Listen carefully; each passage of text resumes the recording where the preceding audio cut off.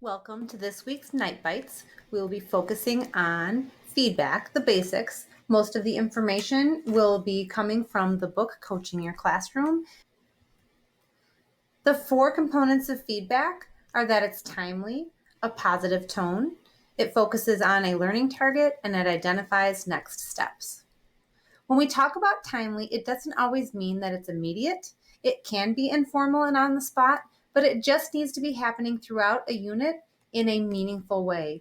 It may be after you have watched the students for a bit of time, a couple of days, and you're pulling small groups based on misconceptions. It may be whole group.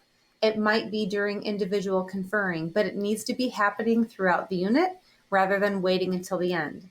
It can take a little more of a formal look by examining exit slips or long-term projects and providing feedback on something that is a little bit more in depth. But again, it needs to be happening throughout the unit. When you give feedback, it's crucial that it's in a positive tone. And when I say positive tone, I'm talking about how you say it, and that also includes your body language. You want to develop that respectful rapport with your student so that they are open in receiving what you have to say. That's not to say that you're giving them false praise and telling them great job when they have a lot of work to do, but that you are creating that culture and that rapport with your students so they are willing to take a risk while you're promoting that growth mindset with them, that they can do this.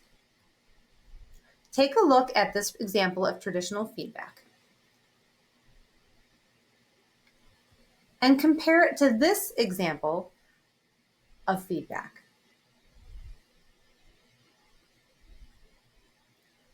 When we look at both, you can see just how the teacher initiates the conversation makes a big difference. By saying that the students missed something, it's promoting a fixed mindset that they just don't have it. When you discuss issues as an area of concern, it's showing that it's something that we need to go back to in order to improve.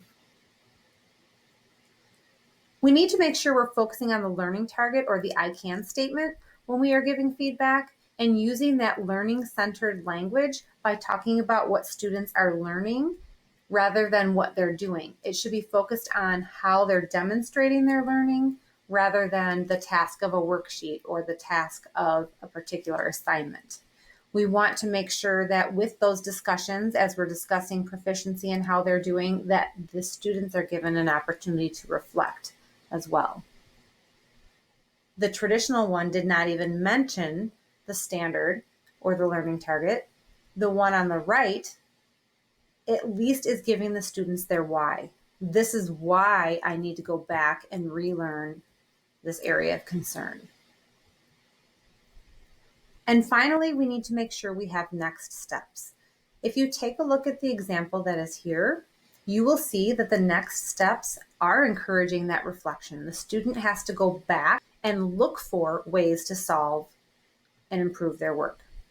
That's not how next steps always look, but that is one way to apply.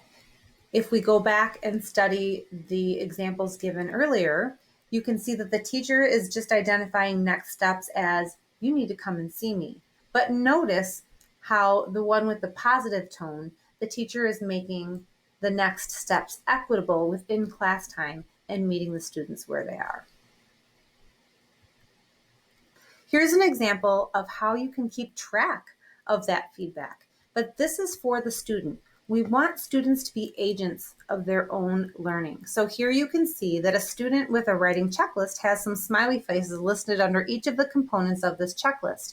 As they confer with a teacher, the teacher can color in the smiley faces and let them know that they are making progress towards proficiency on that item. Now, this is key because everything that you tell students may not always be remembered. So by giving them visuals or giving them concrete examples of what they need to be working on, you are helping them to propel themselves forward.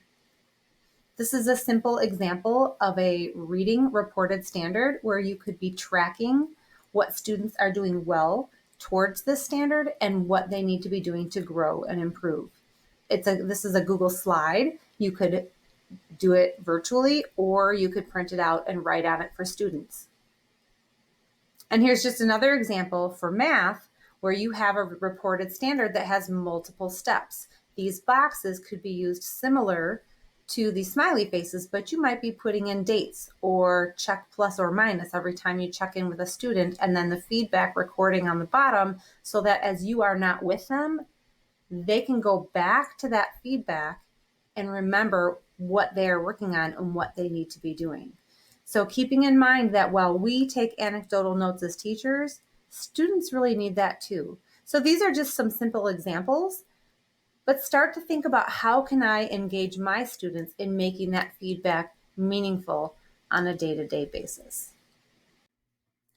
Stay tuned for future Night Bites focused on feedback, and please let us know your thoughts. Leave a comment, give us feedback on our Night Bites series.